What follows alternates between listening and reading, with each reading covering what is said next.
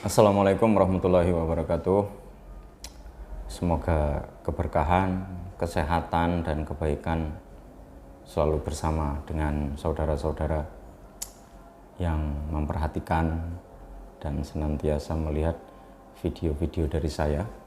Yang berusaha saya bawakan adalah suatu konten yang bersifat positif, karena banyaknya pemberitaan yang negatif kadang-kadang.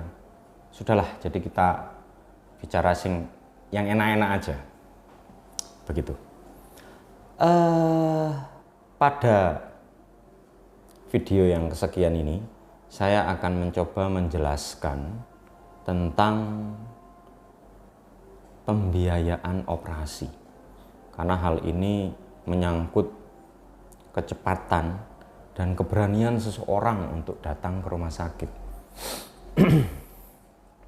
Kenapa saya mengangkat topik ini pada video kali ini? Pertama adalah banyaknya iklan ya, saya rasa ya. Iklan yang dikemas secara profesional di sosial media. Baik kita mau membuka Google, Facebook, dan semacamnya.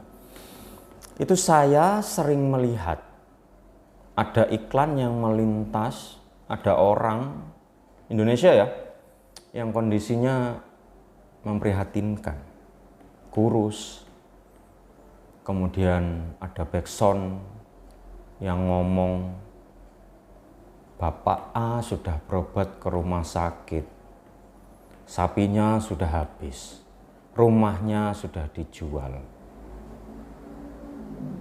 Orangnya memprihatinkan, keadaan rumah yang direkam juga tidak kalah memprihatinkannya. Di sini saya heran, apa iya biaya pengobatan sampai sebegitu besar? Apa iya itu orang sampai menjual asetnya? Orang yang sudah untuk makan aja susah, sakit, tumor, atau apapun yang kadang-kadang ada luka yang ditampilkan di video tersebut, sudah habis-habisan. Kadang rumahnya hanya dari bambu yang dianyam, atau gedek kalau orang Jawa bilang. Jual sapi, jual sawah, jual rumah, akhirnya mohon bantuan disalurkan ke rekening yang akan dicantumkan suatu yayasan yang disebutkan. Saya sebagai dokter prihatin. Apa memang iya kami yang ada di rumah sakit, biaya pengobatannya besar? Apakah tidak ada solusi? Di mana peran pemerintah? Ini yang sangat penting.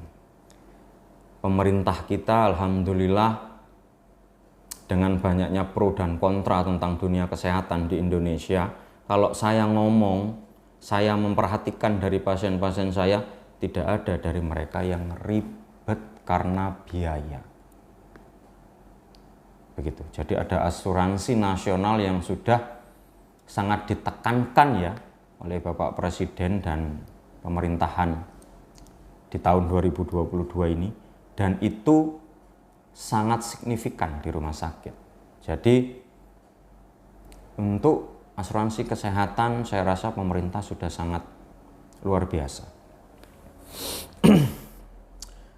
Di sini saya akan mencantumkan suatu pembiayaan operasi dengan sakit yang saya rasa sangat berat dan sangat mengancam jiwa. Bila kita, dokter bedah, lambat dalam penanganannya, rumah sakit juga tidak terlalu peduli, angka kematian sangat tinggi, bahkan hampir 100%. Di sini saya akan memberikan data ya, data dari 3 rumah sakit di mana saya bekerja di Kabupaten Lumajang, Jawa Timur. Yang pertama ini adalah Rumah Sakit Umum Daerah Pasirian. Dengan sakit, pasien ini datang dengan keluhan nyeri perut hebat, perut membesar, kemudian tidak bisa BAB, tidak bisa buang angin, disertai muntah yang hebat sampai pasien lemas. Jadi pasien datang, kami lakukan tindakan laparotomi eksplorasi. Ini suatu prosedur operasi pembedahan perut yang sangat besar. Ternyata setelah saya operasi, saya mendapatkan adanya tumor pada kolon ascendens. Seperti apa tumor kolon ascendens bisa teman-teman searching sekalian di Google. Ini saya rasa gampang sekali ketemunya. Jadi kita lakukan operasi emergensi dengan laparotomi eksplorasi tersebut. Setelah pasien ini selesai operasi, kita lakukan perawatan di intensive care unit selama 3 hari dan total dirawat 5 hari. Pasien pulang dengan keadaan baik. Biayanya adalah 12.000 total ya saudara-saudara, teman-teman sekalian di seluruh Nusantara Indonesia. Biaya operasi besar perut pembedahan itu 12.000. Kenapa bisa? Kita bandingkan dulu. Kemudian yang kedua adalah Rumah Sakit Wijaya Kusuma Lumajang. Ini kasus yang sedikit berbeda, tetapi prosedurnya adalah pembedahan besar yang di perut juga. Jadi ini hernia yang sudah sempat saya bahas pada konten saya sebelumnya, pada video sebelumnya tentang hernia. Jadi ini pasien kesakitan dengan benjolan di buah zakar, sakit hebat disertai muntah, perut membesar. Kita lakukan operasi. Dan setelah operasi, karena ternyata kita dapatkan ada suatu segmen usus halus yang mati, akhirnya saya melakukan tindakan pemotongan dan langsung penyambungan. Dalam istilah kedokterannya adalah reseksi reanastomosis ilium end-to-end. Pasien ini saya rawat di ICU 3 hari karena usia muda.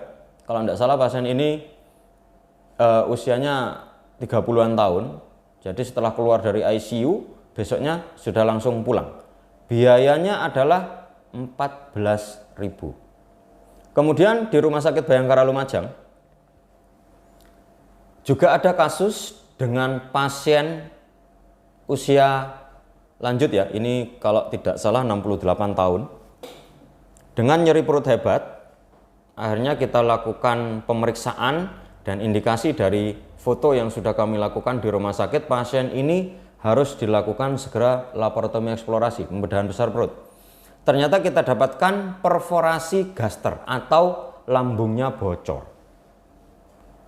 Di video berikutnya nanti saya juga akan menjelaskan apa itu perforasi gaster, kenapa lambung bocor, apa penyebabnya, apa penanganannya.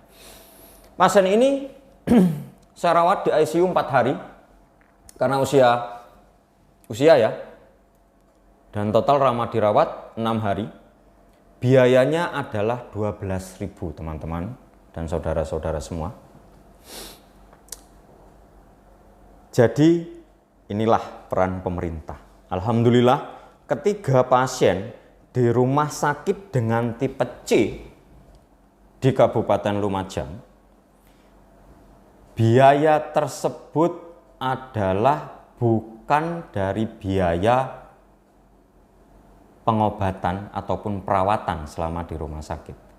Jadi biaya ini adalah biaya bolak-baliknya keluarga dari rumah sakit ke rumah, parkir mobil dan motor.